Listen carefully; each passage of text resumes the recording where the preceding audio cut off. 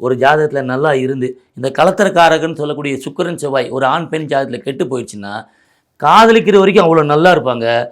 அது கல்யாணத்துக்கு அப்புறம் இந்த சுக்கிரன் செவ்வாய் கெடும்போது இந்த 7ஆம் பாவாதிபதி குறிப்பாக கெடும்போது உனக்கு என்ன பிடிக்கல எனக்கு உன்னை பிடிக்கலன்னு போயிடுவாங்க. ஏன் அப்போ அதுக்கு முன்னாடி பிடிச்சின்னா அது வரைக்கும் புதன் வேலை செய்வார்.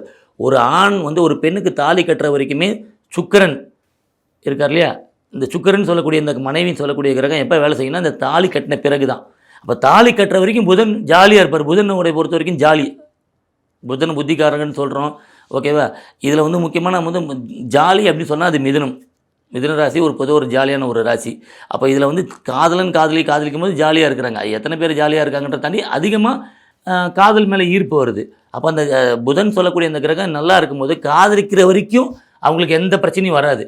நான் சொன்ன மாதிரி இந்த 7ஆம் பாவாதிபதியும் சுக்கிரனோ செவ்வாயோ கெட்டு போயிடுச்சு அப்படின்னா ஒரு ஆண் பெண் ஜாதகத்தில் ஒரு பொண்ணை ஒரு பையன் வந்து தாலி கட்டுறான்னா தாலி கட்டுற வரைக்கும் புதன் வேலை செய்வார். அந்த தாலி கட்டி அவங்களுக்கு மனைவி ஆனவுடனே 7ஆம் பாவாதிபதியும் சுக்கிரனும் ஆண் ஜாதகத்தில் வேலை செய்வாங்க. பெண் ஜாதகத்தில் செவ்வாயும் அவங்களுடைய லக்னத்துக்கு 7ஆம் பாவாதிபதி வேலை செய்வாங்க. அந்த 7ஆம் பாவாதிபதி ரெண்டுக்குமே ஆப்போசிட் கிரகமாக இருந்துன்ற பட்சத்தில் அவங்கள கல்யாணம் பண்ண அடுத்த நொடியிலேருந்து பிடிக்காது. ஏன் அப்படின்னா இவங்க அவங்கள டாமினேட் பண்ண ஆரம்பிச்சிருவாங்க.